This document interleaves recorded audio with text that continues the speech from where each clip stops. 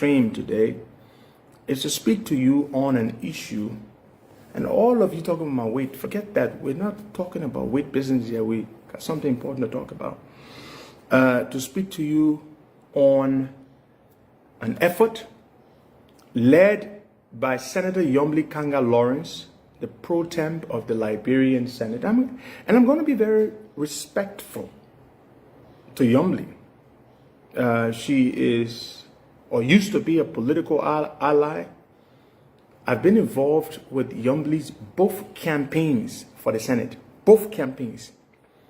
The first time Yombli Kanga Lawrence ran against Daniel Chi, former Defense Minister under Charles Taylor, after John Whitfield died in 2009, I believe. I was very involved with Yombli's campaign. From my talk show, we released, and it was not coincidental, it was planned, very serious, credible allegations against Daniel Chi, which led Daniel Chi, is discombobulated him, it upset him. He did a former AFL soldiers on the show to discuss things that Daniel Chi did to them. And these were very serious things. So we did that for Yombli the first time. The second time Yombli Kanga ran in 2020 against Gbesonga. The second time Yombli ran, we also played a very key role. You all remember. Yombli won the election by a very small margin against Gbesonga Finlay. We released the scandal, evidence, documents, pictures of the role Finlay played as foreign minister in the passport scandal. Diplomatic, selling honorary consul positions to shady characters. We released all of the pieces of evidence, which again was a big nightmare for Gbesonga Finlay. You all remember that. The role that we played trying to help Yombli in both elections. So we have every right to call her out when we believe she's treading the wrong path. As you all may be aware, or as some of you may be aware, Senator Yombli Kanga Lawrence has proudly and openly sponsored, campaigned for, lobbied for a bill or two bills seeking to supposedly decentralize the ports of our country. The free port of Monrovia, the Greenville port, the port in Harper, and the Buchanan port. You all know that. She's been involved with that. And they are trying to have us believe that their objectives for doing this is to decentralize the ports, which, as if to say in itself singularly, would then make these ports cash cows, turn them into cash cows, generating millions and millions of dollars just like that by themselves. And that is what she would have you believe. But today, I want to present to you the evidence, the facts, the real motivations, the real reasons driving Yombli's very, very diligent efforts to fragment, to disintegrate, to bring chaos to the whole port system in our country. Why she's doing it? This has absolutely nothing to do with simply decentralizing. Nothing. You know, and I couldn't sit down much longer to allow this lie that Yombli is trying to tell you, feed us, that she's doing this to decentralize the ports so that the ports can be effective. I need to tell you. You all know I don't speak often. But sometimes you just have to break your silence so people know what's going on. And that is the reason for me doing this today. It's a lie. It's a malicious lie. She is trying to do something completely different. And I have the facts. I have all the evidence here. Everything. I will present you pictures. I will post some of these pieces of evidence so you know the real reason Yombli Kanga Lawrence, somebody who has benefited from our political support consistently over the years, is trying to do the same thing that the likes of Edwin Snow and Robert Sirleaf did with the free port of Monrovia that today we've been dealing for more than 10 years with APM terminals. You all know how it has been. Those of you who use the port of Monrovia, you know how APM terminal has turned out not to be a good deal until one of the ringleaders in helping to get the APM terminals deal passed, Edwin Melvin Snow, went on radio and publicly apologized and shared some crocodile tears and said he regrets his role in the APM terminals deal. That is exactly what Yombly is trying to do. Fragment the ports and then concession out the Buchanan port to a foreign company. I have the company here. I have pictures of Yombly's people meeting with these people.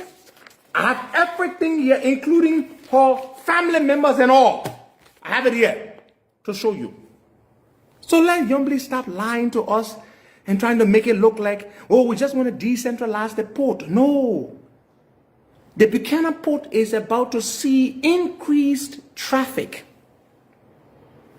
ArcelorMittal, with this new deal, once this new extension or MDA is passed, they're going to increase their production from 5 million tons of iron ore a year. They're going to quadruple it to 20 million tons of iron ore a year. That's new traffic. More money going to the Buchanan port. The first thing that happened by the time Joe Boakai won, of all the nominations and recommendations Yombly could have made, she strategically recommended and pushed for Jonathan Kaipe, a man who had only lost the Senate election in 2023, recommended him to go to the Buchanan port. A Liberty Party guy, Jonathan Kaipe, Yombly's boy. He runs the Buchanan port. And that was all part of the grand scheme. First, we take control of the port, we run the port, then we can initiate our plan. And the person that is funding all of this, I will give you everything, is a rich French billionaire who is on record for funding crooked African politicians to buy up ports or get ports concession to him under deals, on arrangements that favor him, and then he sells them. That's who they're working for. Yeah, that's who's funding this thing. That is who's paying them. That is why they are doing this. So let Yombly stop with the lies. And so they submitted the bill. They got the bill passed. This billionaire put all his money in, got the bill passed. They submitted the bills to the president. Of course, once they got passed in the House and the Senate, they became acts. They submitted the acts to the president. The president reviewed the acts. I have the president's letter here. President wrote a letter to Yombly Kanga Lawrence. Very detailed and very, very explanatory.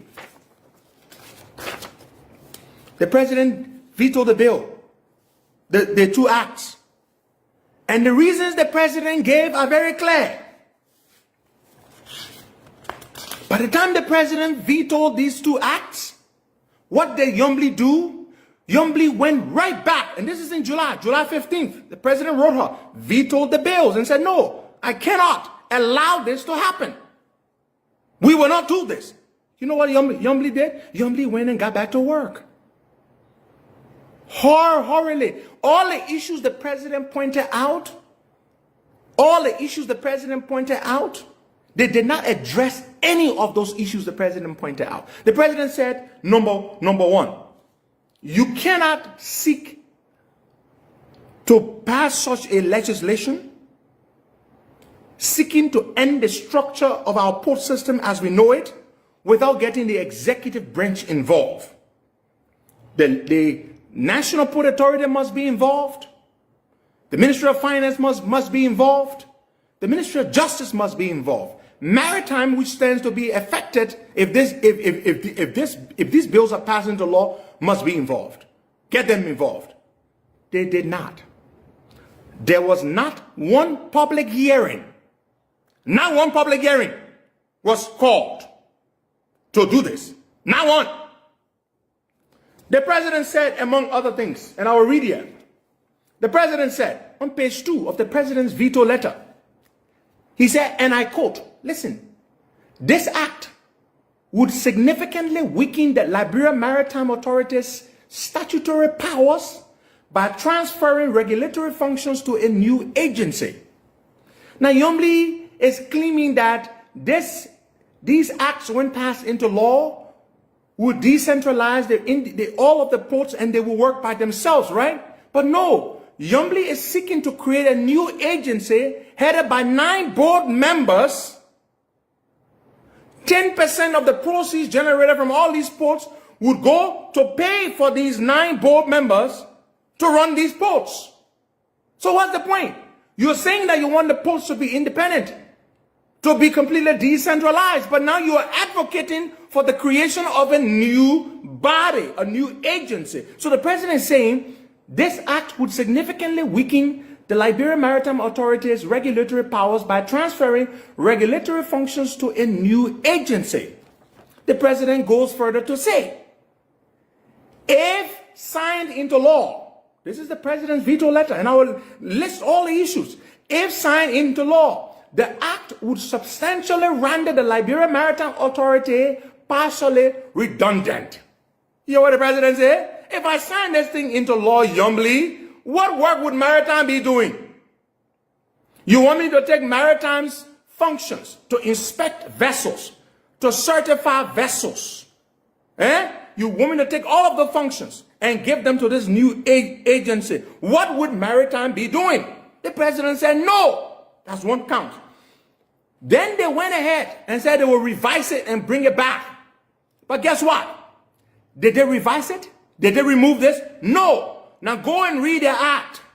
See 721 of the revised act. They did not change it. They left it as is and submitted and resubmitted to the president last week, Friday. They did not change it. Let me raise another issue the president raised in his veto letter. The president said, on page 4 of the president's veto letter, he said, quote, and I read it verbatim, the consolidation of regulatory, operational, and oversight duties within a single entity undermines the principle of regulatory independence, introduces conflict of interest. The president said, look, you want me to take all these powers of Maritime, take all these powers of NPA, and collapse all of them into one regulatory body. It's going to cause conflict of interest. It's going to undermine regulatory independence. And so I will not sign this law into bill. So they went ahead. They said they will revise it, right? But guess what? When you read Section 506 of their so-called revised act, which they submitted to the president on Friday of last week, they did not change anything. That act says that in their act, the president said, I will not sign this thing because of this. So they went now supposedly to change it, right? But guess what? In Section 506 of their so-called revised act, it still reads, I'm going to read for you. All assets, port land, dock, piers, warehouses, etc., of each port will be transferred to and owned by the new regulatory agency. You see that? They didn't change it. They brought the same thing back to the president. Hold up. I'm going to read another thing the president said. The president said in his July 15th veto letter to Yombly Kangalores. The president said this again. Play with Joe Boakai. You think you can knock his head? You think you can come Joe Boakai head to do something that because you are a political ally? And this should make us respect the president. Because a lot of people felt because this bill was sponsored by Yombly, Joe Boakai would just sign it into law. But Joe Boakai didn't do that. He didn't do that. This is what Joe Boakai said in his veto letter. One of the issues he raised in his veto letter to Yombly. Quote, and I'm reading verbatim. The general powers conferred upon a bill are broad. Such a bill are broad and far-reaching. Some include Section 401(2)(a), most significantly grants the agency power to enforce regulations of the Maritime Authority pertaining to the inspection, the testing, and supervision of sea craft. They took some of the key powers of Maritime Authority. Some of the key powers of the Liberia Maritime Authority, they took them and collapsed them here. Then when the president raised this in a revised act, they did not change this. Go read section 506 of their revised act they submitted to the president. They did not change it. Let's go to substantive issue number 9, raised by President Botha in his veto letter. They are calling for the collection of 10% of all revenue of all the ports in Liberia to fund the new agency. I thought we were looking for a way to save money here. You're saying that this new agency, 10% of the revenue of all the ports generated should be given to this new agency to run. It's a 9-member board. The president also raised this issue. 9-member board? This is too huge. Why do we need a 9-member board? The president said, no. Now, did they change this? They did not change it in a revised act. Read section 406 of the revised act that they submitted to the president. They did not change it. They want 10% of the revenue collected to fund this new agency.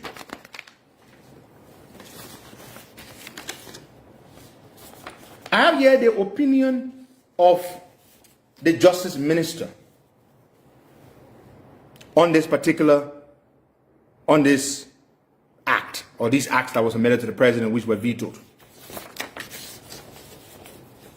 The Justice Minister said, the exclusion of the executive from such significant legislative action, you hear that? Yombly excluded the executive branch of government. She did not get the executive involved in crafting these bills, did not invite them to appear for public hearings to make the input, their contributions. One of the things the president listed, she did not do it during the first time, and she did not also do it during the second time. Why is Yombly avoiding having the inputs of the executive branch of government? Why? When it is precedent that reforms to existing institutions of the government of Liberia are oftentimes initiated by the executive branch and not the legislature. If you want to reform an existing institution, it is the executive branch that initiates that process. It is not the legislative branch. The Justice Minister writes here in his opinion, the exclusion of the executive branch from such significant legislative action also carries profound political implications that extend beyond the immediate maritime restructuring. You know what the Justice Minister says? It establishes a precedent for unilateral legislative action that could fundamentally alter the dynamics of inter-branch relations in Liberia's democratic system. He is saying, how can the legislature get up and want to change a whole major national institution without eliciting the involvement, the inputs of the executive branch of government? How? Yombly, you've been in the Senate for all these years. Do you not know that this is how, that you cannot get up by yourself and seek to alter and change a whole branch of the government of Liberia without getting the executive involved, especially the branch you're seeking to change is an executive branch institution? The NPA, the port system, is not run by the legislature. It's an executive branch institution. You cannot seek to change how it is done without the inputs of the executive branch. My people, this is the opinion of the Justice Minister, who, by the way, is an ally of Yombly Kanga Lawrence. Now, this makes me give him some kudos. Yeah, he gave an opinion that contradicts Yombly's position, that runs contrary to Yombly's interest. It is an admirable thing. Let's read further. This precedent, listen to the Justice Minister. This precedent, Liberian people know it to be precedent, right? This precedent, that means if Yombly them are allowed to go on with this, take unilateral action to change an existing institution of the executive branch without the input of the executive branch, he says, and I quote, this precedent could encourage future legislatures, people who would come after Yombly and others, to bypass executive consultations on significant matters gradually eroding the collaborative approach that has characterized Liberian governance. The Minister of Justice is saying to Yombly, if the executive branch allows you to go on like this, it is going to encourage future legislators, future lawmakers, future national legislature as a body to think that they have carte blanche to seek to change or make changes to completely alter in a chaotic fashion executive branch institutions. So we're not going to do it. We're sorry. That's what the Justice Minister said. The Justice Minister goes further. He said the cumulative effect, the overall effect of such actions could be the development of a more rigid separation between the branches, where each operates in isolation rather than in the cooperative manner that typically produces the most effective governance outcomes. He says, if we allow you, Yombly, to proceed to try to tear down the National Port Authority and create something brand new by yourself without the involvement of the executive branch of government, this is going to cause a problem whereby there will be greater disintegration of the governance system of the country as opposed to the way it should work, which is there must be coordination of the three branches of government. So the Justice Minister said, no, Yombly, we're not going to stand for this. These three branches of government ought to be working together. You cannot get up by yourself and seek to change a very major institution of the executive branch of government without seeking the involvement, the acquiescence, the participation, the expert opinions of the executive branch. You cannot do that by yourself. And he said what it's going to do, it is going to affect the governance outcomes of the government now and in the future. The Justice Minister goes further. He said, furthermore, the political implications extend to public perception of governmental effectiveness. He said, how do you think the public is going to take it? That the legislature can just get up by itself and decide to change something as major as the National Port Authority system without the involvement of the executive branch of government. How do you think the public will see it? Citizens expect their government to operate cohesively. This is the Minister of Justice speaking, not me. These are his words, verbatim, in his opinion on this matter. He says, citizens expect their government to operate cohesively. They must work together. That's what he means, cohesively. We are separate, distinct branches of government, but there must be cohesion. We must work together, in tandem, in concert with one another, to ensure that the overall governance outcomes are good for the country. This is the Justice Minister's, these are his words. With branches working together to address national. Furthermore, the Justice Minister said, the Act's hybrid structure, I mean the structure, the hybrid structure of this Act that Yombly presented to the President, resembling elements of different international governance models without adapting any single model coherently. He said the thing that thing. He said you're not even ready to think good. That's what the Justice Minister is saying. Let me break it one down. He said even the structure of the thing that you say you won't create one body that will regulate all the institution and blah blah blah. He said you're not doing correct. You're not even facing good. That the Justice Minister said. That means saying it. That's what he said. He said, furthermore, the Act. That means the bill that is submitted, the hybrid structure of it, is a tango, resembling elements of different international governance models without adopting a single model coherently. You just take it so, you take it so, you take it so, take it so. You're not smart. You just take different things. You put it together, tango thing there. Then you submit it to the president. Then the president must sign it into law. He reads further. He writes further, and I read. Creates a framework that lacks precedent among successful maritime administrations worldwide. He said the thing you put together said, it makes sense. Anywhere in the world you go, Nobody got that kind of structure in place. That is just a minister talking, that not me. Just a minister writes further. He said, this structural novelty, I like that, novelty. Novelty means new. That means the whole thing you're doing, the structural novelty, the structure you put together is new. So what it means is that structural novelty is new. That means the structure here is new. Nobody, we see it nowhere in the world before. That's what the justice minister means by the structural novelty. A new. Nobody has seen it anywhere in the world. Why? Not inherently problematic. He said, why by itself is not problematic. Requires careful justification and comprehensive planning that appears to be absent from the current legislation.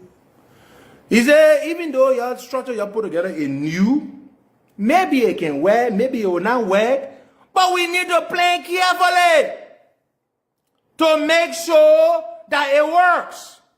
These are the words of the justice minister. There is a picture up there. That's his opinion. Fellow Liberians, I ain't even finished yet. We have more facts to give you. More facts to give you. Now I'm going to get to the point why Yombly is doing this. This is the juicy spot. Are you ready for this? Are you ready for the real reasons why Yombly is so desperate trying to get this thing passed?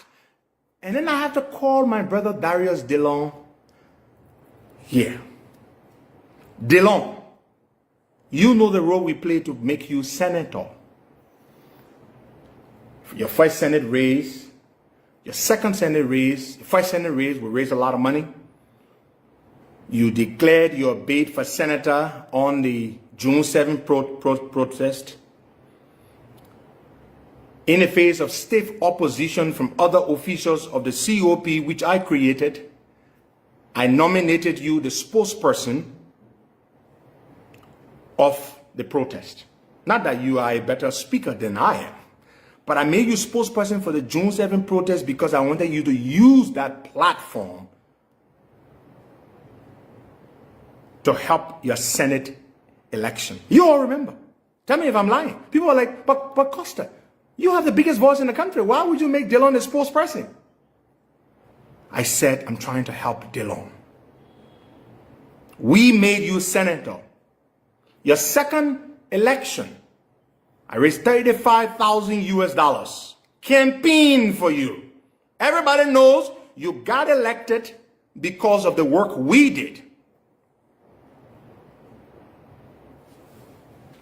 Yombly is your big ally.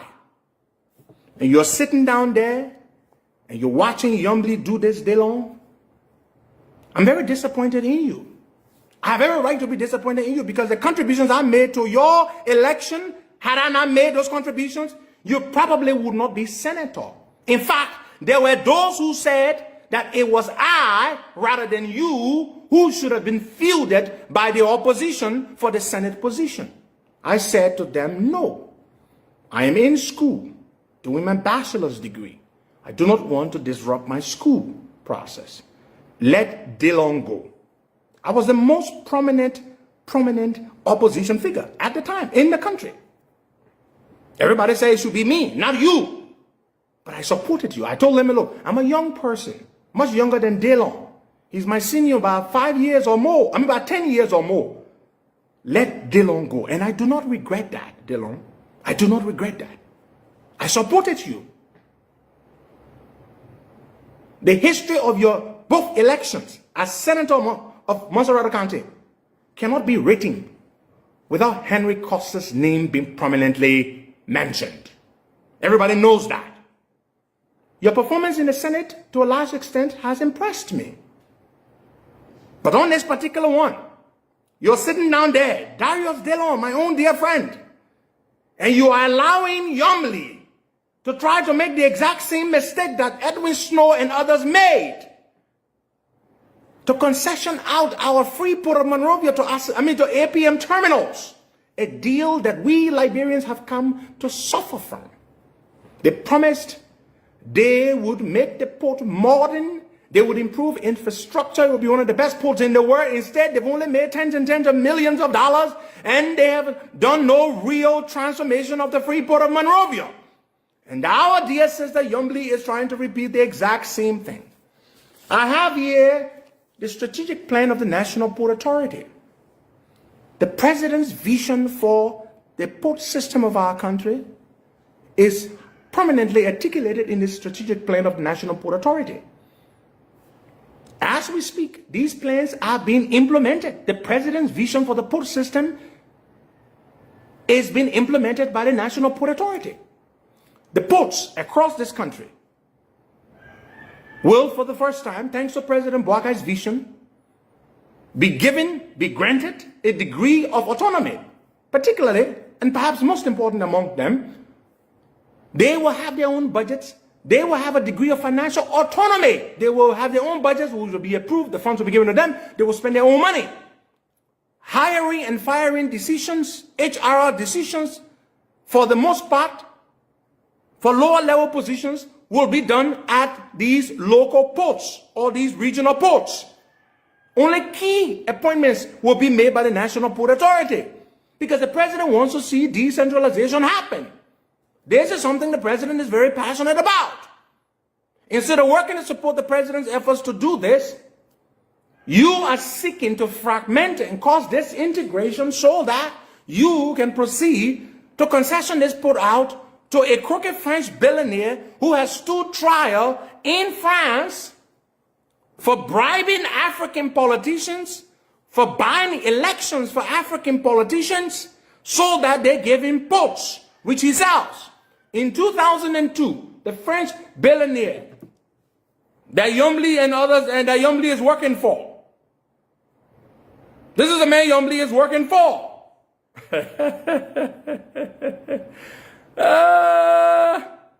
Okay. This is the man Yombli is working for, folks. She's not working for no doggone decentralization. They're working for the French guy. Bolloré.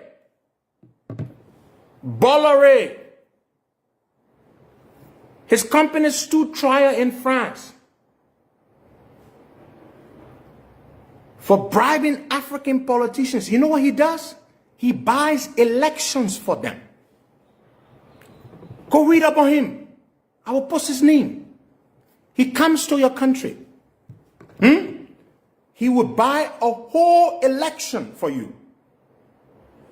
Vincent Bolloré. Forbes has him with a net worth, 2026 net worth of $10 billion. In 2022, he sold the port division of his business to MSC for $5.7 billion. This French guy, he buys up ports, long concessions, favorable terms, and then he flips them. $5.7 billion. This is what he does. Now, the group he sold, MSC, the group he sold those postal in Africa.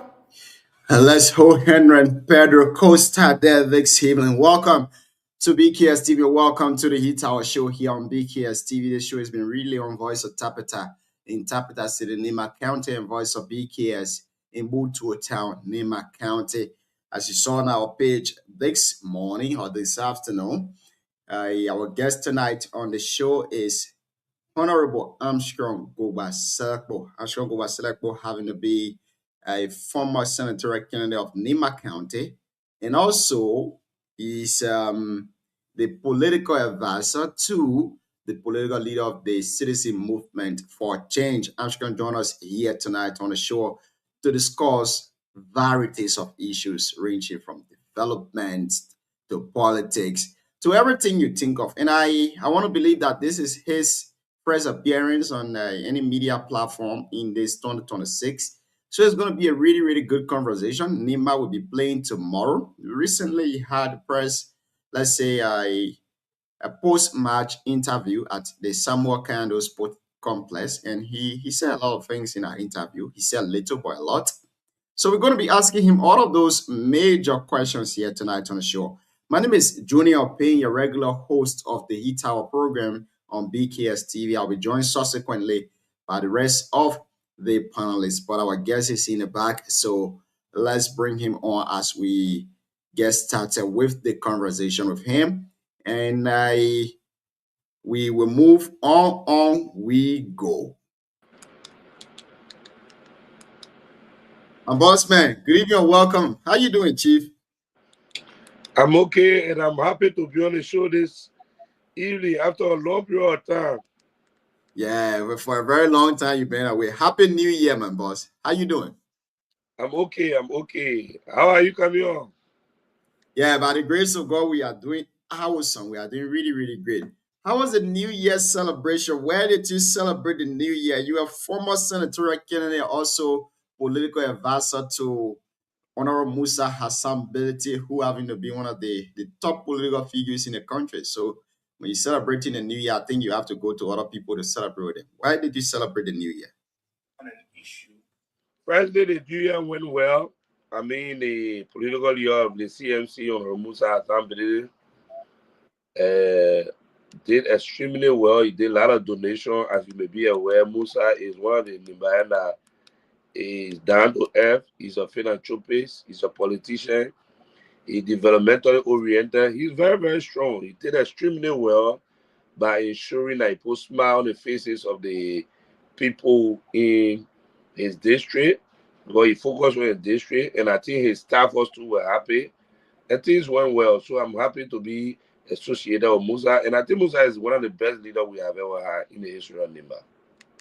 So personally, from your end, as former senatorial candidate, also the advisor to Musa, where did you celebrate your New Year? I celebrated New Year in the beautiful city of Zolgaipa, one of the funniest places on earth. And I was there. While in Zolgaipa, I visited most of the towns and villages, and I was able to reach out. And painfully for me, one of my sons, Ino, say, who passed away 3 days to the New Year. So New Year Day, I was, I was in, I was in Zordule, where we went to pay a courtesy visit. And well, for me, it was good spending it at home with the chiefs and elder, that kind of more respect where people coming to you to speak to you, talk to you, is more enjoyable than being in a city where everybody just want to drink your liquor, they want to eat your food, but in the city, in the interior, elders bringing something for you, people surprising you. So I really admire it, and I'm happy that we are alive. Gratefully, I must say thank you to everybody. Thank you for being here tonight. I mean, it's going to be a wonderful conversation. See you, welcome. Let's hear you before we start hitting answering all the tough questions tonight. Thank you. Yeah, thank you so much. That man, we gotta ask that man why he would. I'm not sure what G Jesse there. I don't know which one the Jesse. Thank you, man. I know that the biggest thing that everybody will talk about is Jesse. Me, I get way to ask that question, but again, I'm trying to say thank you, my brother, for coming on to the show. You've been one of our major supporters in terms of coming on BKS, taking your time, from your busy schedule. And appearing on our show. It means a lot to us. So thank you so much. Again, welcome. Happy New Year. And we look forward to having a conversation with you tonight. And I know our guests, our followers are also eager to listen to our conversation here tonight. But welcome to BKS TV, your own platform. Well, thank you very much. I know we're going to have a good thing, but I'm not seeing my mind, Lorena, tonight. I don't know what is going on, but again, we're going to have a very good conversation. And I promise I will be very civil, respectful, and I just hope that we can continue it that way. Thank you. I think Mana Lorena will be joining us very shortly. But let's start with this whole county meeting that is going on. You've been in the news, you've been in the news. Give us your fair assessment of Nima County Steering Committee, the selection process. I know you got some disappointment there, but let's hear you, Chief. Lay the busy for the Nima people tonight. Firstly, I think that the candidate steering committee is in a bad way. I can say is not useful because they are being people who have been there for a long period of time. Firstly, I'm one of those who pushing for the rotation of the candidate steering committee because I feel football is there for to unify all of us. Mm-hmm. So having a steering committee dominated by the Uganda cronies and crooks, I have problem with it. For the past 13 years, only the Uganda guys were managing the steering committee.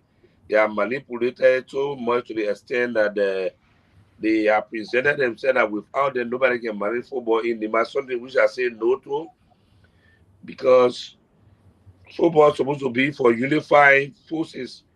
So to even be to the point where nobody can think about other cities, I have issue with it. That been my issue from day one. For the last 5 years, I said no, Kanda is not Nema. The steering committee should be rotated. And secondly, I feel that the steering committee is something that is also misdirecting resources from the county. Because for instance, we have like Nema as a county received 25,000 United States dollars from ArcelorMittal as a beginning cash. We also have a district lead that can bring about 10 million to 8 million Liberian dollars. But to the extent that after the county lead meet, they win or lose, the Uganda cronies will also present a credit budget, a pre-final budget of 158,000, so now 230,000 United States dollars to be taken from Nema Ekano to pay them. So my argument will be, how are you spending the money? If we look at the cost of hotel, you can understand my talk guests on where they are two down guests on in Soklede now. You pay $5 per room. The other room, the bigger room, which is having an AC, you can pay $15 because two times on Nimame, you always give it as his contribution. When I was on the steering committee in 2019, where I was managing the steering committee, I did not notice spending around 50,000 Liberian dollars. How is it that the Uganda guys always giving 200,000 budget, 150,000 budget? So I feel that they are corrupt. They are people who only after money, and they are not doing well. Now the second thing that has to do with can they meet performance in moral? I think the team is good. Nema team is good. They are playing a very good football, and I respect them for that. I think Coach Mamadi Sherry is doing extremely well to have such football team that's real playing. Except that the management team is self-centered and very greedy. They are not prepared to be able to give the rightful things to our people, to be able to help our people. That's just my own issue. But on it, overall, the team is good. Technically, the team is good. As a former footballer, men like me who are captain for Zorgaipa and know what it takes to play this kind of persuasive football. As an Arsenal fan, I know what it takes. So they are good. The second problem I have with the team is that the superintendent try to politicize the team. For instance, you see a lot of government officials working on the steering committee for fundraiser. In 2019, I was jobless when I was leading fundraising team. We had a lot of university students working well in Yanliwe. Other people who recruited them were working on the steering committee. And people from the steering committee of the university students who are struggling, ordinary mind that do not have part to play in the politics should be on the steering committee. But we have my own cousin and from the president appointed on the steering committee. I don't know they see how you call it. Lawrence White is the legal advisor to the superintendent, also the county council. He also selling Zim to the superintendent, but at the same time, he also on the steering committee.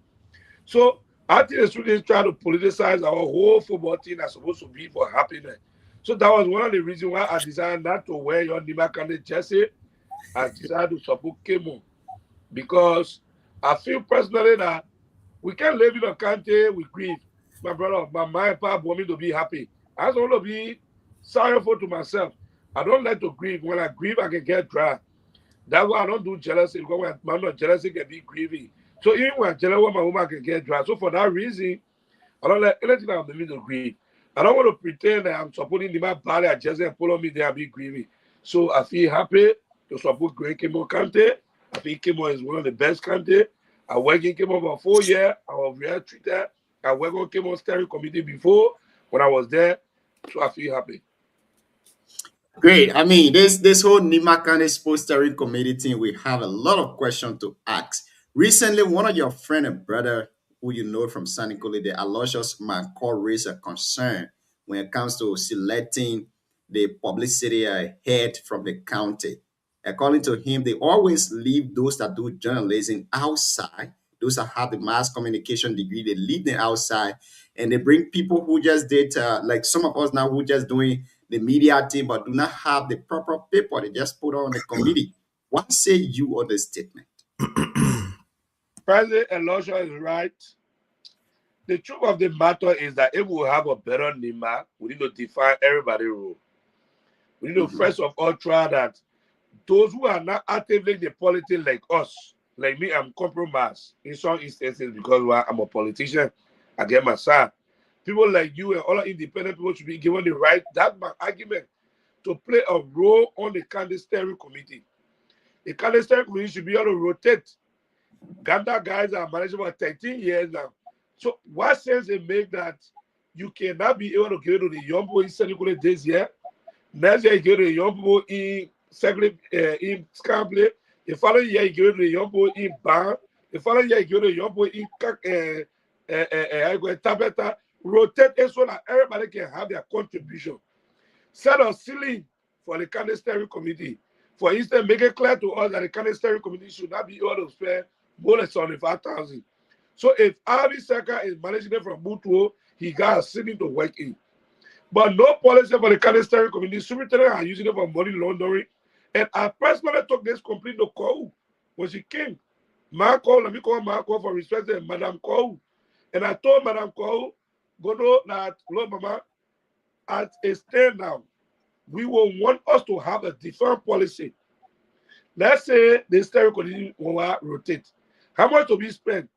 But instead, the superintendent told us, say, okay, I will see what to do. But I think the superintendent is 3 times worse than Nancy Kwekwe. In decision making, I'm not talking about how she uses her money. She makes poor decisions. She's arrogant. She respects nobody, especially when you have a contrary view to her. She takes you to be enemy. She doesn't treat you with respect. She got no regard for anybody who disagrees with her. And for me, I personally think with the level she's going, the elder should call her to order. We need to call her to order. Being privileged to be a superintendent doesn't mean you own us. That candidate belongs to each and every one of us. And personally, I feel that I cannot grieve. Because when you look in Nima, Mahum is the last time on Monima. Rather, snow is for him, Mahum. So I can't be taking the IO there. Then the money is being misused. I said I clap for them. So I disagree with them and I'll continue to disagree with them. Call and myself will have that disagreement. She like it, she go. For me, I'm clear with the people. I'm not supporting that thing today. And if there cannot be a policy for the next steering committee, and with a lot of young people begging, they put me in the publicity chat room. They say, okay, we want me ambassador, who is ambassador for publicity. That means I told them, no, I will support my cable until there can be a proper document, proper arrangement. People who are neutral. Some of us should come on board, just okay, our expert knowledge to just mobilize. But it shouldn't be why people like you, the neutral people, be left out completely, and you just get a few Ghana cronies sitting together to be misusable. And one of the things, like I said on radio, can get my name in my interview and clear with it. The guys in Ghana, they pretend that they get money, they get nothing. All of our old floor and ferry, the old floor, the old ferry. You go down all around the ferry and floor book. But they can't pretend that they get money, they say, they're going to business people, and business people don't manage it. Come on. Before then, in the past, Nima know you have money. Currently, as we speak, Nima get money continuously. Kou is claiming that she has spent $7.1 million in Nima, including on sport. How did she spend it? She has spent $7.1 million. The $7.1 million you spent, we hear you say, you call, you say you have spent $7.1 million. That issue is questionable. Then you still come back, you say the guys are pre-financed. What sense it makes? You get $7.1 million in your pocket, then you say Ghana minimum pre-finance. It makes sense? Absolutely, it made no sense. The reality of the matter is that the current scrutiny or appetite for money is huge. Wow. I think our guest network want to give him problem. I hold that playing on our guest connection. Yeah, I think somebody might be calling him. DK, good Yeah, evening. Welcome to somebody the show. call him. Somebody call him, man. Somebody call him, man. Hey, Gio, what's up? I'm good. How about you? Number Chief Pinel. I seen you begin. I seen you. Yeah, I think too, I got pending case. Oh, you got to take something to court. The way you're treating me nowadays is not fair. My man, my lawyer will be Sarah Dankwo. When I get time for you, the man at Sarah's man and the man Sarah not with me. Yeah, the player, my lawyer will be Sarah Dankwo. But you know, Sarah cannot plead against me now. I and Sarah's, we got our East African blood inside us. So That man, I begin say, I even thought that man, I mean, I see this shit. I thought that. I thought no sedition. The man I can flip on you anytime. But I think the man we having some good conversation here. Hopefully his internet comes back and the points he are making here, we look forward to asking him and quizzing him. But I think somebody called him intentionally to take him off the show. I really believe so. Hopefully he comes back. One of the key issues that he just stressed here. But that man, you computer, the man working with ability, all that, he consultant, whatever advisor to ability, whatever advisor to Koga. He's the next Mandela Cup point waiting. Yeah, man. One of the key things he stressed here tonight, I think something need to be done about it is the fact that the pre-financing aspect. This has been the stage where people that are knowledgeable about planning, people that are knowledgeable about football have been left out in the county. They always have this thing that, okay, you have to pre-finance the entire process, and after that, we'll pay you back, knowing fully well that we got money in cover. And I don't know, because I asked someone before and they said the reason why they asked those guys to pre-finance is because the fiscal year have gone to an end. So in that period, they cannot allocate any money. But Ashkan just made a very important point. Set up a specific budget. Not every year you just give someone a team, you tell them to go and pre-finance it, and they will just do anything they want to do. Sometimes they bring very huge equal figures here tonight, 150,000, 200,000. Why will we go as far as spending that kind of money if this is true now? Why there is no benchmark for this thing? Why there is no specific budget to say work in this budget? And we know the county meeting is a seasonal thing that comes every year. We all know about it. It's not something that comes by surprise. Why not set up the budget in the fiscal year? Now we're in January. Why not set a budget for December county meet? I mean, a lot to be discussed here tonight. Ashkan is knowledgeable about these things, especially when it comes to NIMA county administration. He has more information, so he's going to feed us here tonight with them. Cyrus, welcome to the show, my brother. How you doing? Yeah, thank you, brother. We manage it, my man. We manage it. Yeah, man. I mean, your man yet to never. Man, yet to manage it. Man yet to Aaron Pedro Costa said, man cannot talk. But while we are with the guest CEO, Nima will be playing tomorrow. What's your take? I think Nima will win tomorrow. And from analysis and looking at the numbers, I think Nima just need a draw or a point to be able to go through.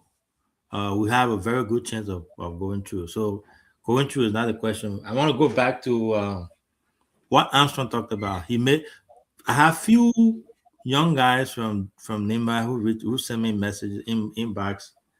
One of them wanted us to discuss the aspect of government employees being nominated to work on the steering committee.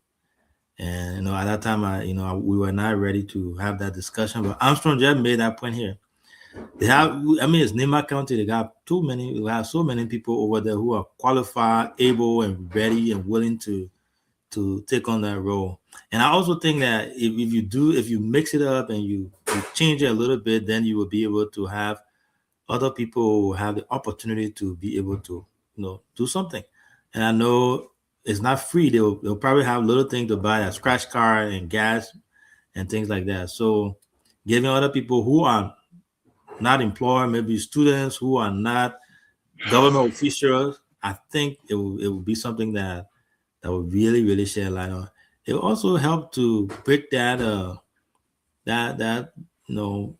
saying where people are saying that that his government is politicized and things like that. But if you got people who are already in the government, the inner circle, also being on the committee and leaving other people who are not doing anything, who's sitting down and not doing anything, but able, qualified, leaving them out, I think is something that draws a lot of attention. But yeah, I think that's something we look forward to having a discussion about. Thank you, CEO. I'm trying to get to Armstrong. Cyrus, let's hear you, Chief. Yeah, thank you, Council. My position is clear. I don't support Nimba.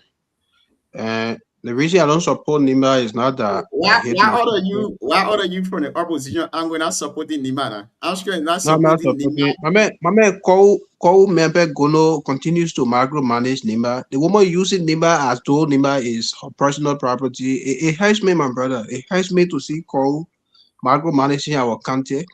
Look, the entire steering committee team, brother, you must either be a sycophant, you must either be a Unity Party person, before you get there. If you were supporting CDC and you decided to betray CDC, you join them after you spend 2 to 3 months, God will put you on something.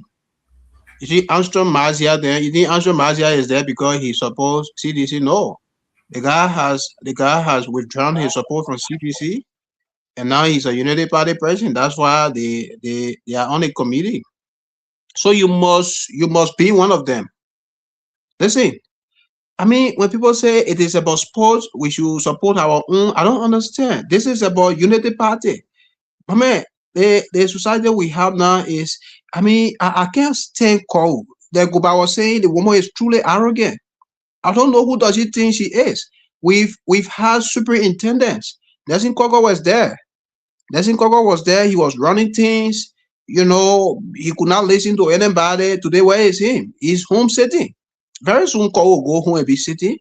And trust me, when George Weah comes to power, we'll prosecute that criminal. I'm very serious about this. Why the woman is behaving so arrogant that she does not like to be opposed? By the time you oppose Kogo, you turn to enemy. You know that her PR thing, she still get money. But we'll go after her when George Weah comes to power. I don't support Nimba. Anything that Nimba plays against, I will support the team. Thank you. Thank you. Governor DK Way. Welcome. Let's hear you, Chief. Don't forget, I'm doing full-time babysitting today. So when you hear not behind me, forgive me or just mute me. So I don't support the position of Armstrong and Cyrus. I support Nimba in our disagreement.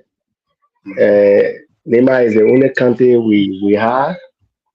I too have some personal disagreement, policy-wise, like the point I've been raised about bringing the same face who have access to the superintendent all the time, the same face who have access to all the lawmakers, the same faces that have access to the vice president, the same faces that have access to the power that be. And so they want to circle it among themselves, and all the common people are left down. Again, this is their way of governance. And so we can challenge somebody on how they do the way they want to do their governance issue. But I think I support Nimba, because Nimba, anytime Nimba plays, is almost a 14 against 1. So we just have to rally against the county to keep the county image, quote unquote. And whoever that is in power today should be in power. Look,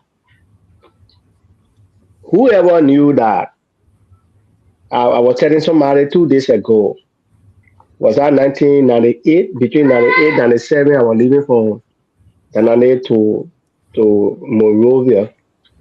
And who knew Taylor Farm before reaching Phoebe? Taylor Farm was one of the like America. Street were laid, 100% electrified, and everything was there. Charles Taylor King, he left. Who has seen Tottenham Farm on the same Monrovia Banga Highway? You know how Tottenham fan look like? So Liberia will always be there. Who knew powerful people like Ramos Seli? People were not going to be hearing their name in Liberia. Where is Ramos Seli? They have millions in their account, but they don't have peace. They are everywhere trying to hire because the population, the public, the common people are angry with them. And so it's to Sarah, it's to your CDC people. Where are all the powerful seditions? And so Unity Party people will come and join. The only thing we will have is Liberia. So I'm making no reference.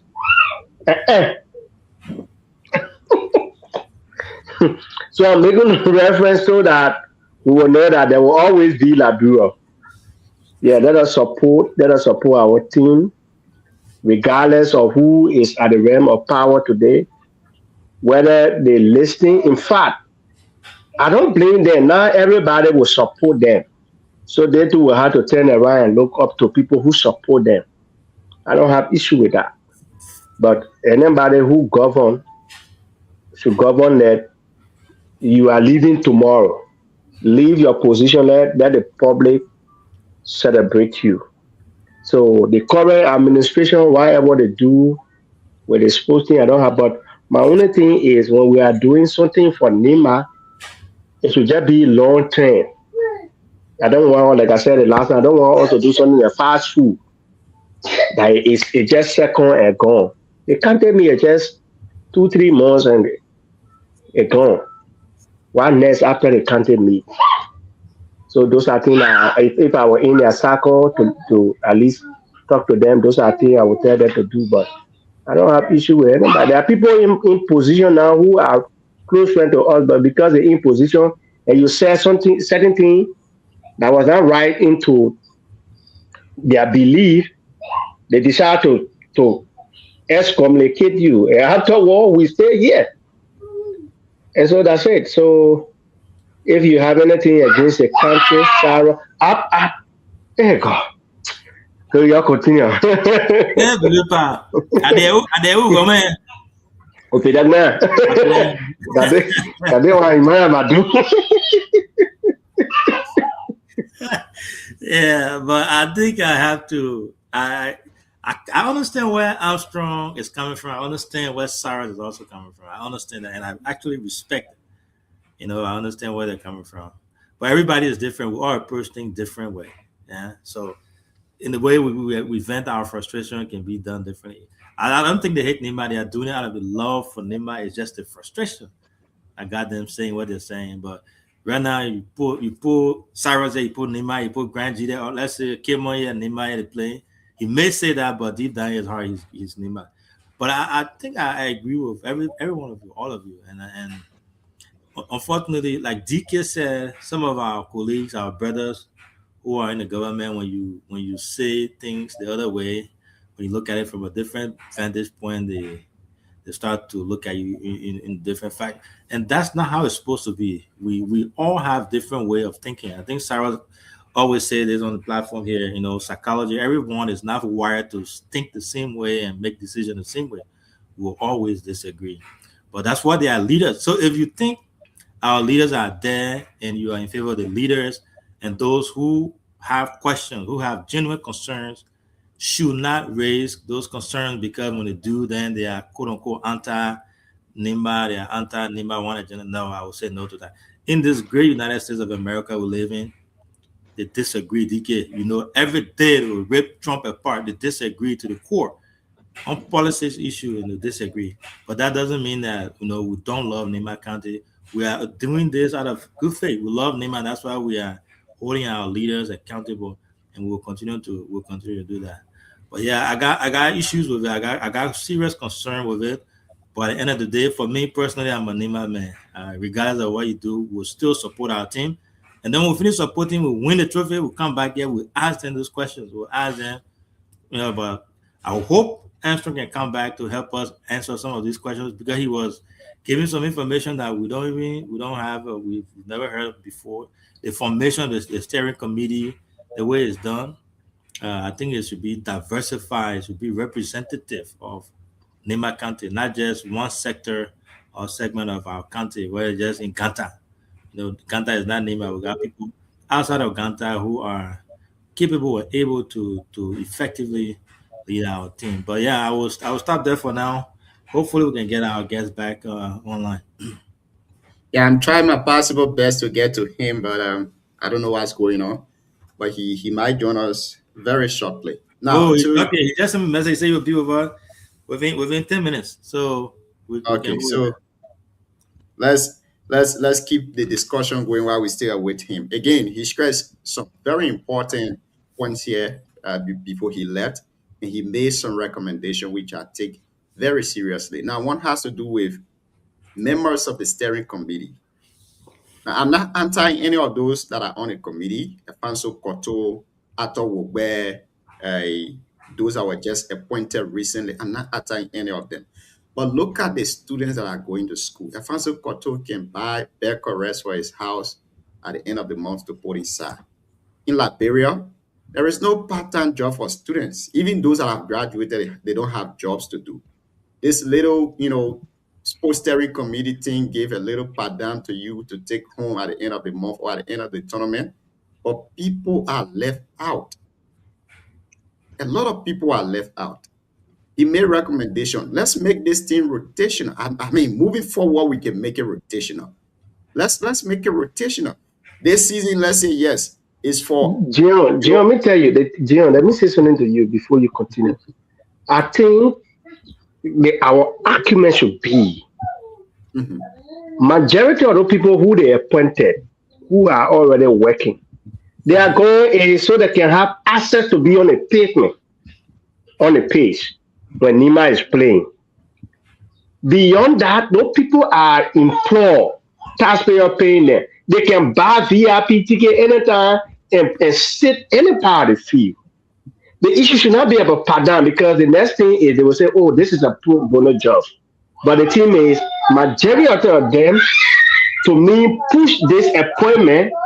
I may be wrong, push this appointment so that, okay, give me some appointment on the steering committee so that at least when the team is working, we work with the team on the page and have access to the payment and have access to whatever. But when you are working, say for example, if I'm in Liberia now, I want to watch a game. At least for God, help me at this level that at least I can afford ticket for myself and at least 2-3 persons. We can go around a VIP for at least county meeting, game and watch it. So the opportunity should be given to people that don't have the cash available to them there for them. So that, but it should not be. I don't think the issue be about Padam because the argument is pro bono. Let me disagree with that. You generally think that the men they're not getting no padam or that free work they're doing? You see the amount of money they're raising. You see the amount of money the country is pushing to this. You see the amount of money that Meta Steel has given. You see all those guys that are doing things when they're going somewhere. They're not buying their own gas to go.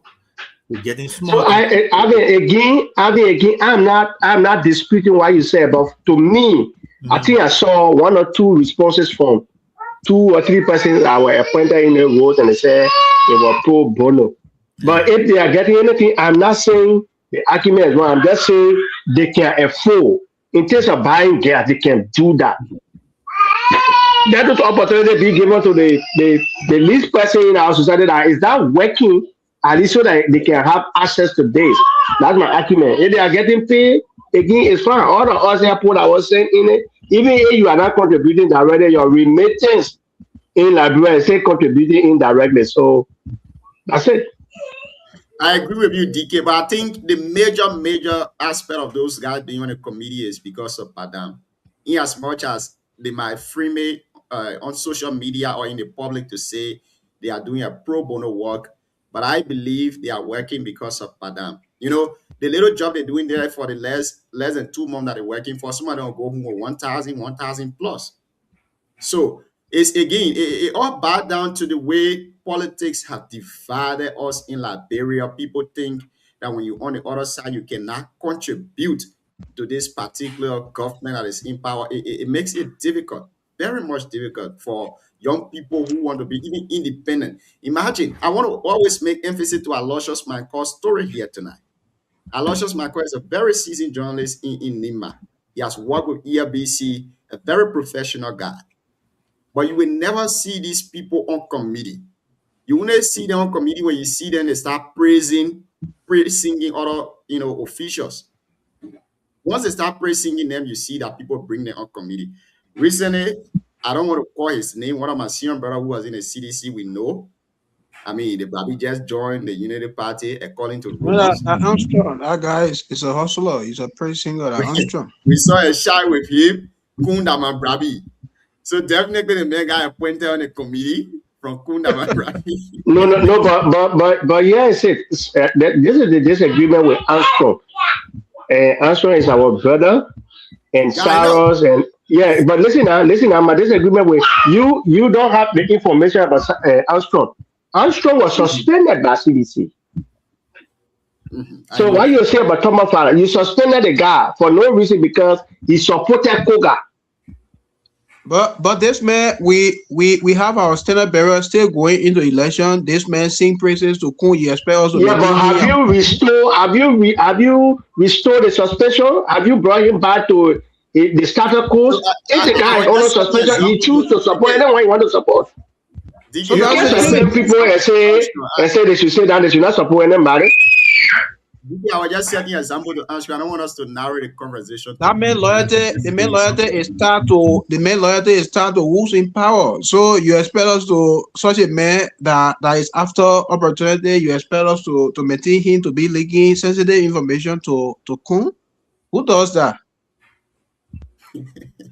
Politics in Liberia is really interesting. Now, while we still await Ash going to join us on the show, this recent story going around about But Junior, before Armstrong comes, let me tell you something. You see, Goba is losing his voice in Niba. He doesn't know. He's losing his voice. There is something about advocacy that can make people popular and it makes you unpopular. When you do advocacy, like the way he does it, it sometimes it catches up in a way that people begin to hate you. If Armstrong is not careful, I have said it to him behind the scene on numerous occasions. If he's not careful, he will drop popularity in Nimba, or people will consider him for comedian. You know, like in recent time when he expressed his dissatisfaction towards the county administration, I saw Prentice Doma and the other people calling him comedian and things. You know, because this is a man that same call you talking about call. I bet you will call that man, you will soon see him backing for call. I don't do my advocacy like that. Once something is wrong, and until you can correct it, you and myself will not work together. You know, there are too many record Armstrong has when he criticized something today.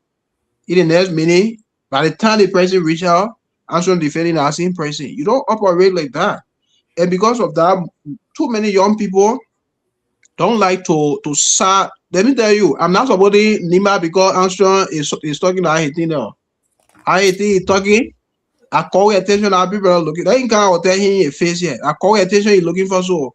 By the time call reach out to that man, you'll see him pressing call in the next 2 minutes. I don't operate like that. The reason I don't support Nima at this point is because I don't like call behavior. The way she does things, you know, she more of a dictator No than man, because the beat Samuel to their son. That all Samuel to are not in the league. Why you not supporting? to have a mirror. I stop there, yeah, brother. Carry on, Gasper. So I mean, this Nima thing here. Somebody told me Ashker have first-hand information about the boss issue, and people saying in the comment section that they call Armstrong not to appear again. I don't want Yeah, man. I mean, that good at that. I call him, man. The man, give me Man, 10 minutes. the guy can skin, brother. You ain't got going struggle. Yeah, skin. No, man. No, but man, I'll get skin. I'll get that. That man, our man. So today, according to information, the government will be bringing the first consignment of yellow machine to the country, approximately around 100 and something pieces, and it would take 45 to 50 days before it arrived in Liberia. Now, what this mean for the Liberian people? What this mean for the economic of Liberia?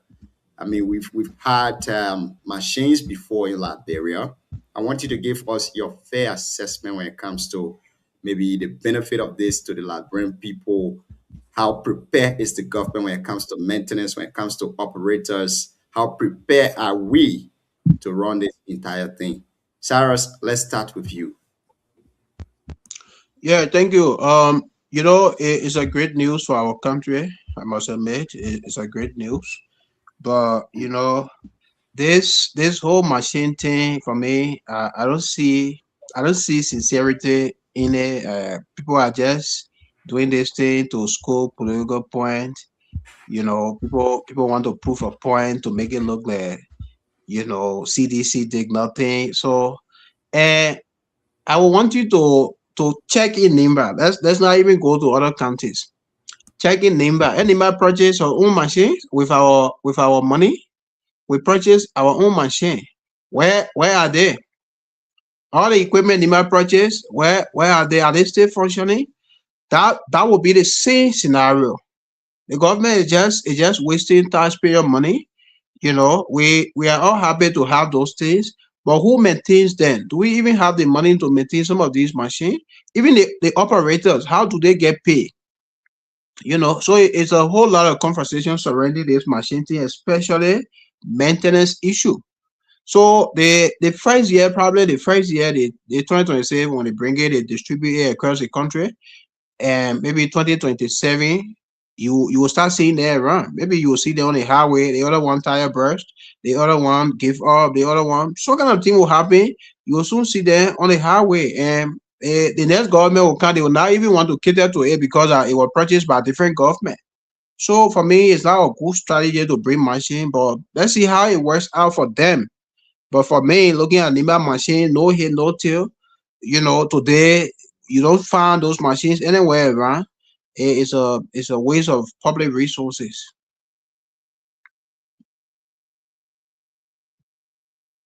Thank you so much. I want to side with you on this, but let's hear you, CEO. What's your take on this entire yellow machine thing?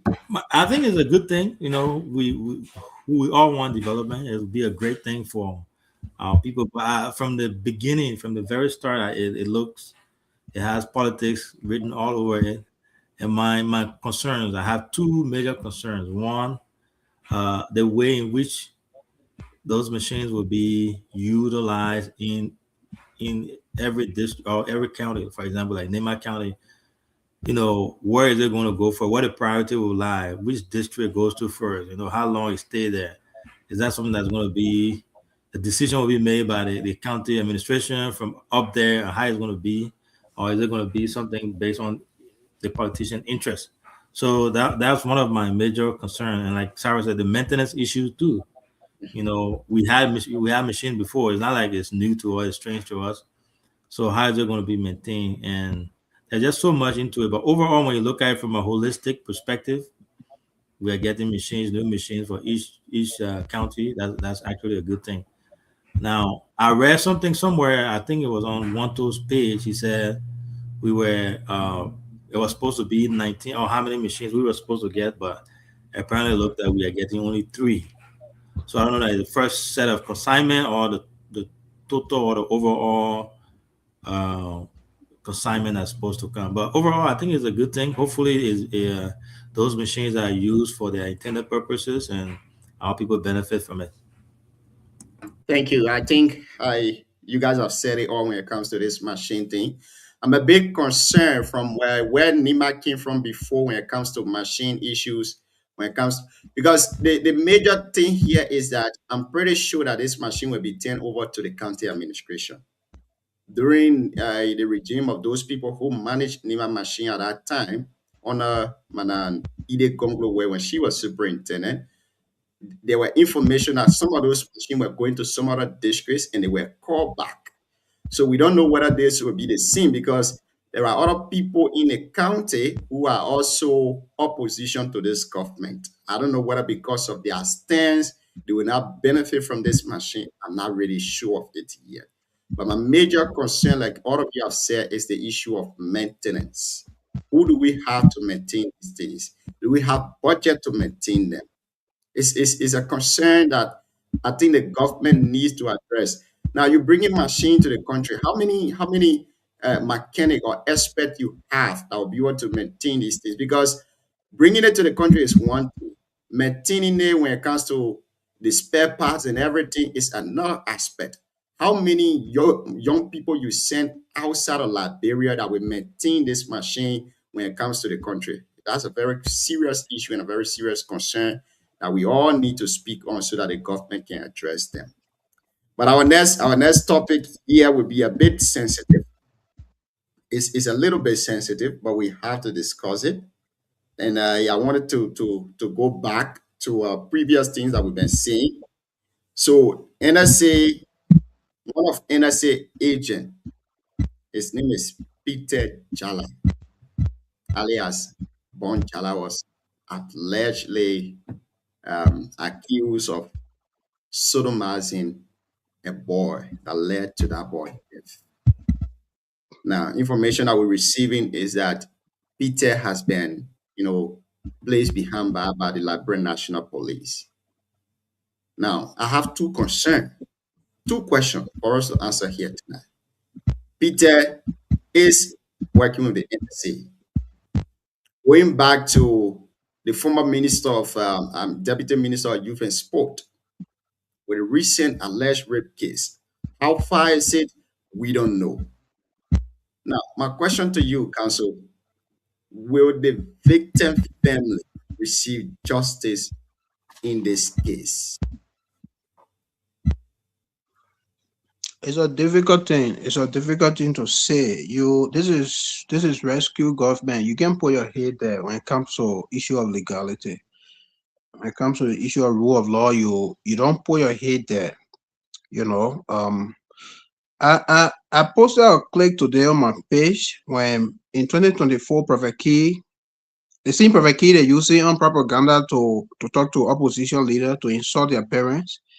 Prophet Key said a lot of things, even though he was insulting as usual, but he gave out a lot of information about Unity Party activities, especially when it comes to gay-related issues.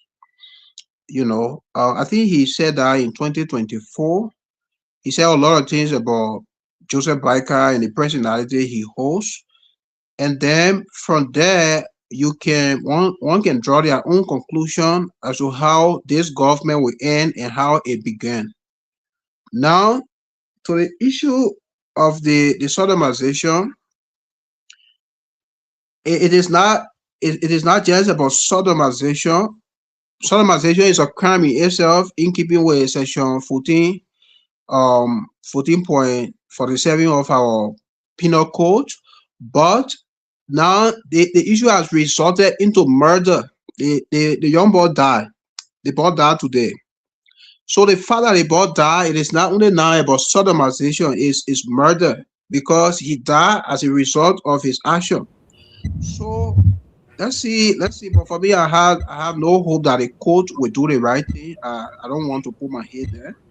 Again, the gentleman who did it, he is a big person. Imagine he is an agent of NSA. So they will shoot him. They will shoot him. Either they will talk to the family behind the scene to, when people are suffering, my brother, anything can happen. They might go to the family overnight with money, to talk to them, to drop the kids. I mean, like everything in 1 week. This week you will hear people talking about it. Advocates will be talking about it. Platform will be talking about it. But as soon as this week passes, you will not hear about that whole stuff again. It will die down at Brian McGill. This government is not just serious about rule of law. That issue is not about sodomization anymore. It's about murder. And let's see how they handle it. That's what I can say so far. Thank you. CEO, you got anything to say to this before we move on to the next step? Well, I want to ask both of you. I don't know. Do you guys think if it wasn't for the the youth and sport minister issue that he had with the little girl, the alleged rape thing, the rape case, and then the noise was all over the place, and everyone was calling. You think if it had not been that case, this case would have been brought to light, and this guy was going to be dismissed this fast, and he was going to be facing justice, or he was going to be just pushed on the rug. So the first thing, CEO, the first thing we need to establish, NSA is an institution, and there were people with NSA before this government. So what I'm carefully thinking about whether this gentleman who did this act, whether or not he does not have link with CDC.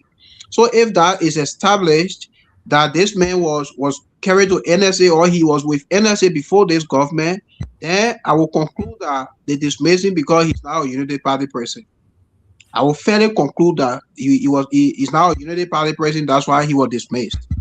And if this guy supported UP and they sent him to NSA, then I will also say they have been selective with justice because I can fairly say because he does not have personal link with Joseph Biker. The Brian McGill issue, Brian McGill was shielded because Brian McGill has link with the president. And of course, when you are in Liberia, the power the presidency has, the people, the relatives of the president are above the law. I think they go to the Supreme Court or in the Constitution, no man is above the law. Certain individuals are above the law in Liberia. So that's the analysis I'm trying to make right now. If this man was with NSA, he was carried either by George Weah or the Ellen government, I can clearly say his dismissal was triggered because he's not one of them. If this man was carried by the Biker administration, then I can conclude that because of his relationship or because he did not have relationship with the president directly, that's why he was dismissed. Trust me, if that Mo Ali we're talking about, if that Patrick Hunter, if that Amos Stewart, they were never going to dismiss. They were going to request for DNA and all of that. So it's nothing strange. The rule of law is. But now the issue is, it is no longer about sodomizing somebody. It's about murder, and murder is a first-degree felony. I want to see how they will handle it. Murder has no bail. Murder is non-bailable, just as drugs. So just in recent days, I read a post from one of these platforms. They said the gentleman, the narco, who was arrested with huge quantity of drugs linked to one of Biker's son, the gentleman was released. The gentleman was I don't know if he was acquitted. He was never prosecuted before we even talk about being acquitted. The gentleman was released from police custody just based on one call. So I mean, the father of the drug law says the substances, compressed substances. When you are caught with compressed substances, it's a crime that is non-bailable. But this guy, based on his relationship with the president's son, he was being released. It tells you that they can do anything to release the gentleman once he has link with the presidency. Thank you so much, my brother Cyrus. I mean, I agree with most of the things you just said. One of the analysis you make that is very important that I will start watching out for is whether he has link with this government or with the previous administration, because that's a very technical aspect of it. Similar thing happened recently with another government official, but the case was treated differently. And he has happened again to another government official and it's being treated differently. So we want to see whether or not this person has a link with this administration or not. If he has a link with the administration, like you just said, I think justice will be selective in that direction when it comes to his side, even though we're not supporting the aspect of people going with impunity. But I believe that justice is being selective if he has a link with this government. And another major, I think this is getting serious in our country that the government needs to take serious action about them. This issue of sodomy, churches have started introducing it. Let me call the Methodist Church out tonight.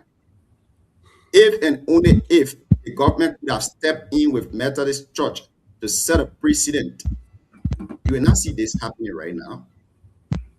You won't.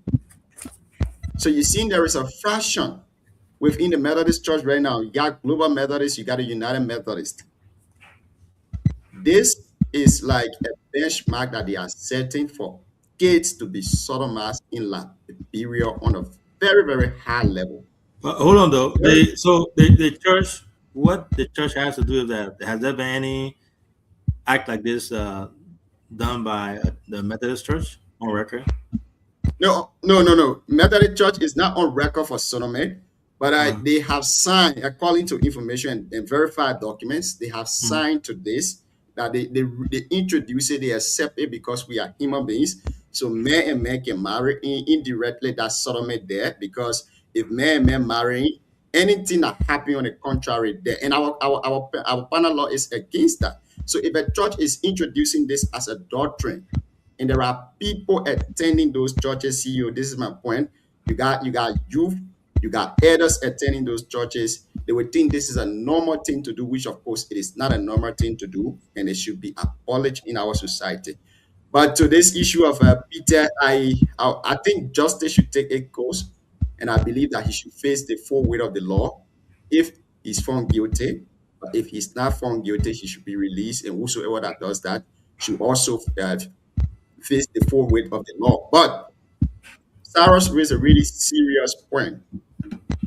Where is this guy background, his political background? Is he from the CDC or he's from the Unity Party? We need to establish that fact. Then we can start making further analysis as to how this case will be, because justice in Liberia now, if you are not associated with a political party or you not get money, it become more selected towards your side. I think that's what I would say for that, because the story is still developing. So I will stop here while we keep following it as it unfolds. So before you go to your next topic, this one is a little interesting. I think it's funny, but it's also sad in our society. So I don't know if both of you have been following the beef between the pastors in Liberia on Facebook today.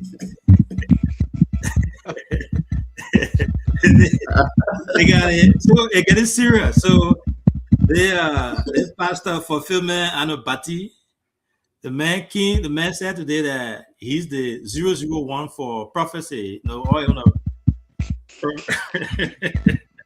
I want to talk to God. I don't know how is the competition now that. So someone wrote something and I agree with that person. The person said, "Okay, we agree with you." Then start from the hospital. Go to the hospital and start from there. The people then ask, "We got plenty sick people in the hospital. You just go on your pulpit and talk. I'm the 001. You go call the man." So, but anyway, interestingly, other apostles have been hitting back too. Like I said, it's a beef.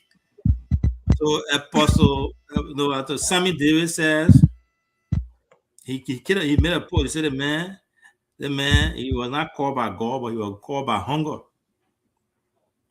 So yeah, so he was not called by God, he was called by, and I know it's funny, it's interesting, but it's sad too. So this man, I think this man has some type of history. I forgot what story it was. Either was the guy that had a car thing that people. I forgot what it was. He was in the news for 17. The Batty guy. The German defrauded, not defraud, right? He enticed, he used that thing to entice a girl. The girl was always going to him for prayer, and he acts as though he talks to God directly. Yeah. So now he used that situation to induce a girl into sexual affairs. It was on social media platform. They got from Australia, Will Debo picked him up, and he was going back and forth justifying. But see, let me tell you why these guys are hustling in Liberia. You see, Liberians, we are good at abusing our youthful age. Now, the reason they are popular, the reason churches can be packed every Sunday, the youth will sit and abuse their youthful age, and especially the girls, when they approaching 30, 35, then they begin to be serious about having relationship. One of the key reasons that too many people go to church are to have relationship, to be in marriage. But when they are 18, 1920 to 24, 25, you will never see them take men serious. Even if you come from good home, you behind them, chasing them, they making fun, especially the ones that can wear out their ankle chain, the big jewel, they want them with all sort of things, all sort of artificial things. They will never, even if you are from good home with intention, they will never look your way. But when it hit 30, man making fun out of them, people burning by them, going see what they resort into going to church to be looking for somebody who will prophesy and say the other person will come to marry you. That gentleman in a country like Rwanda, that place he called church, it will be closed. You know how many churches Paul Kagame closed just last year? You know how many churches? Especially those churches that only focus on collecting offering, and they will go and say they prophesy. Myself, I have similar experience when I went to a church, a Nigerian church, pastored by a Nigerian in Monrovia. The guy, I wore something, this suit they call Jeremiah Kunsu now. I wore one of it, and I was sitting. I mean, the guy was preaching. Then the guy came, the guy touched my head. He said, Reverend, he said, Bishop, stand up. So, yeah, I start prophesying for you to be bishop now. So I was surprised. So when he said Bishop stand up, I thought the guy that was telling me that the guy he was speaking to. So I decided to look at the guy. He said, no, I'm talking to you. So when I stood up, he said, you have my legal background. I said, no, I ain't got my legal background. I'm a Geo person. He said, yeah, you are right. But you some kind of link you have with Mandingo people. I said, I have zero link with Mandingo. My father Kyo. So everything they do that, they're guessing. Yeah. So the fact that eyes were on him, myself, he decided to be guessing. He said, you are somebody who want to be justice in the country. I said, yes. So he starts talking all sort of things. You will be great. You will be everything was just about guessing. And when they talk 2 or 3 things, only one will be there, will be correct. So when they do those things to those girls, they feel the man is actually real. I listened to that funny guy in the morning when he was saying, "Oh, it's a 001." He challenged the pastor. Have you seen a man of God, a true man of God, to even be advertising his business? The guy, the other pastor responds, looks there. I mean, he's a hustler. He's not somebody, but I don't blame him. I blame the system we have. Even the council of churches, you saw them when the Supreme Court ruled against the so-called majority bloc during the legislative impasse. The council of churches, you remember the honor they awarded Richard Kuhn during that same period? Mm-hmm. They awarded him. So that's the country we have. Even myself, when I go home, it's just I don't know the Bible too good. When I go home, things are hard. I can open something and lay places.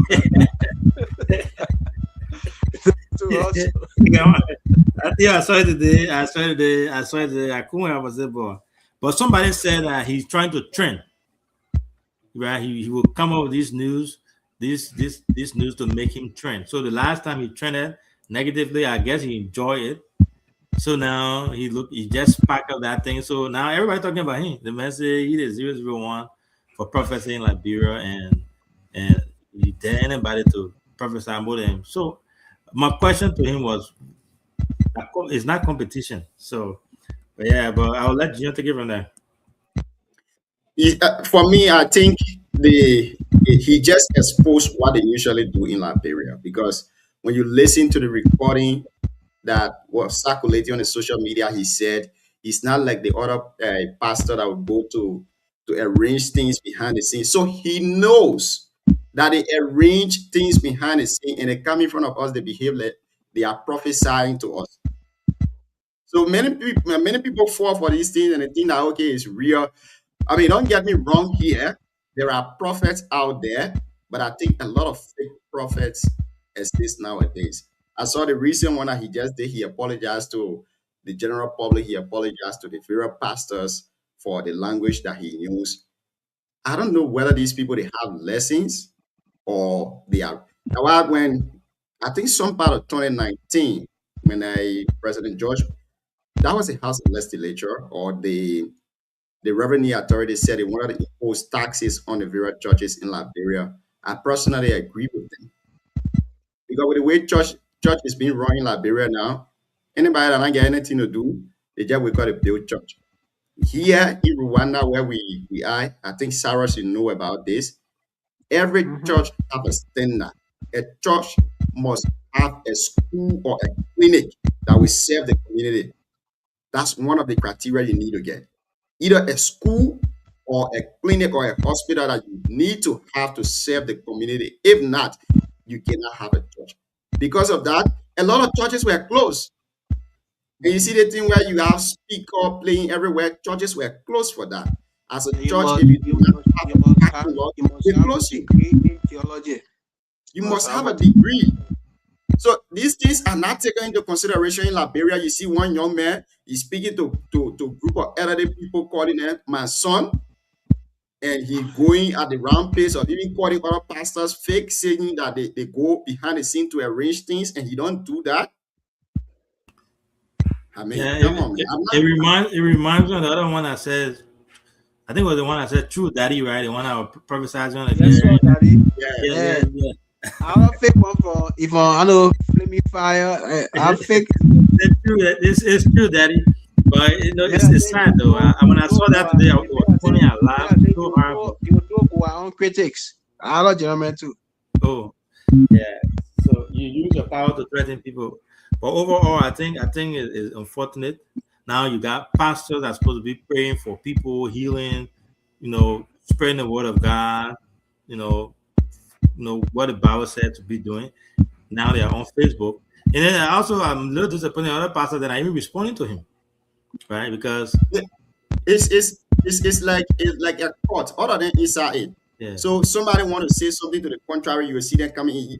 They may say, I can't go to set up behind the scene to come and make it a prophecy. Then the other man to go in there and say, no, that lie. So you see, it's like a court. Yeah. All of them know what they're doing. Yeah. So the other men, they're attacking you. They're attacking you. I went to a church. I attended a church in Duazon.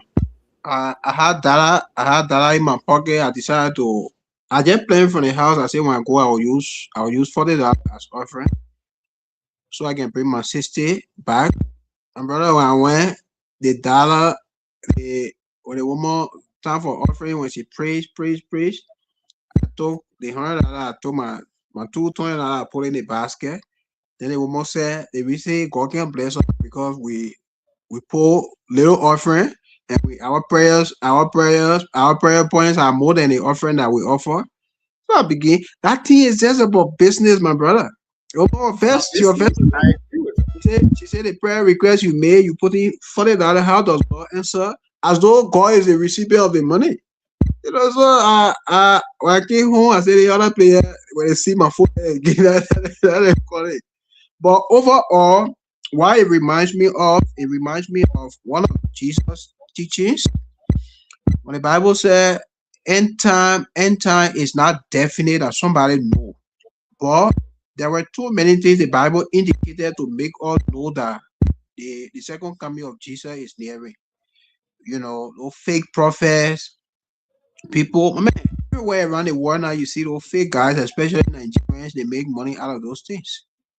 They will go behind the scene to the extent that, brother, you will be in church. People that are sitting around you, by the time they touch their hair, they acting the Holy Spirit now grab them. They're doing all kind of things with their body. Why are you disgracing yourself? But again, I don't blame them. We don't have a strong system. There is no system in Liberia. So those guys that you was saying in Rwanda, either you must have a restaurant, you must have a clinic, you must have some kind of thing that you will do to raise money from. To have a church. And not just that, you must have degree in theology. But most of these high school dropout, when they know that they also getting tests, they go, they join some kind of place, they be yelling all over the place. And when they're talking about that, blah, blah, blah, blah, blah, blah, people falling down, people doing all sort of things, it's disgusting. Most of the times I like to pray for myself in the home because some of them use ritualistic things to be playing with people's hair and things to tamper with you. So most of the time when I'm in Monrovia, I don't even go to church in Liberia like that.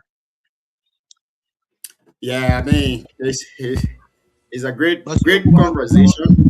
Over I Yeah, told you go that back. boy.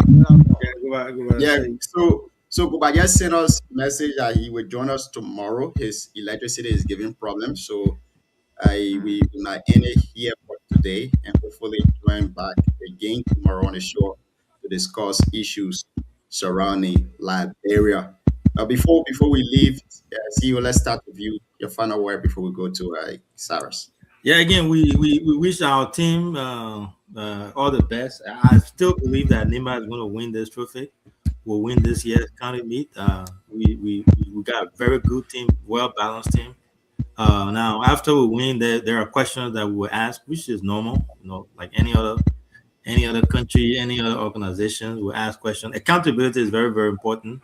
We'll hold our leaders to account. All those questions, concerns that we have, the one that even go by raising tonight, we'll when we win, we'll go finish celebrating everything. We'll go back and bring those issues to the public for discussion here. But overall, I think it was a great show. I really wish Goba stay on for us to complete this show. Thanks to our followers for following. Tomorrow we'll be here again with our guests, and hopefully the internet and everything is set for us to continue. Thanks to you, and thanks to Cyrus too for always coming on the show. Thank you, Cyrus. Take us home, my brother. Yeah, thank you, Council. Thanks for the opportunity as always. I hope and pray that Goba comes. For me, I know very well he will not come. They will talk to him tonight. I know the German, everything about him is commercial driven. He will not come, but I hope that we hope him tomorrow as he promised. But there will be too many talk behind the scene today. They will talk to him so he doesn't disclose certain information to the public. Goba can be a good leader. He just need to trap his appetite for money, his appetite for wealth. When you are an activist, you don't hustle at the expense of your people's situation. This is where he blocked me. He blocked me the other time, I think, or months ago. I don't even care about he blocking because I will always tell him the truth. Even if he unblocks me today, I will always tell him the truth. You don't hustle at the expense of your people's situation. He's a guy that his words have a sound of verbosity. When he speaks, people listen to him. He has gained notoriety in our politics. Goba is one person that young people follow, a lot of people listen to. But Goba continues to drop from because of greed, because of commercializing politics. You can be an activist and everything you do is to push issue. When an issue comes to the public, then people will call you and say, "Oh, Goba, I mean, we'll take care of that thing." Then you go silent. I don't like that. Most people talk to me, "Oh, you and Goba can work together." He must say, always disagree on things. Even the Musa Bede, he's supposed to deal with 4 chairs. He will not stay with Musa. I just pick up politics they run Musa with. I don't like that, my brother. You see? But for me, I hope and pray that Kwao Mempe Gono and Unity Party FC is defeated tomorrow by Kimont. I want them to defeat them even at 3-5 goal. Let them spare Nima through the goal, the score, so they can know say politics and sports not related. You don't do that to our people. Why are they if I'm making the county toss everything? Must it be about Joseph Barker? Must it be about Cole? Nima, all of us are from Nima. Why is it always like that? I'm disappointed in them. I hope they defeat them tomorrow. And one question I would like to ask Goba, if he comes, how do we manage this boss? The boss that they purchase with our money? It said that they will pack it until another country meet, or they will be running it. And if they will be running it, how do we know what comes as a return? So a lot of conversation is surrounding the boss, but we hope and pray that he comes. For me, I know he will not come. If he comes, well, no problem. Even if he does not come, we'll still have conversation surrounding the boss. Thank you so much for the opportunity, my brother. Thank you so much for being here tonight, too, Council. It was a wonderful, wonderful conversation with you. Hopefully, we'll be here back tomorrow to discuss Nima issue. Thank you for being here tonight. Have a blessed night. And thank you to all of our followers for being there. Cyrus Mekawia, Bay, is it Bay? Cyrus Mekawia Bay was watching us this evening. Alfonso S. Bay Sunia was also watching us this evening. Edwin Na was also watching us. Edwin, thank you for being there. And let me try to recognize all of you before we take leave of you. Honorable Gompu L. Kagon, former representative Electoral District 4, Nima County, was also following the show. He said, I've been missing this platform for the past few weeks, but thank God so much for you guys. Thank you so much for always being there and also watching the program as always on our Gompu El Kagon. We salute you. Freddie Myers was also watching us tonight. Freddie, thank you for being there too as well. Aliu Miller Sisse Sr. was also watching us here tonight. Aliu, thank you. Joe Daniel Dine was also watching the show. Joe, we want to say thank you for being there. And let's get this other person. Samuel Tain was also watching us.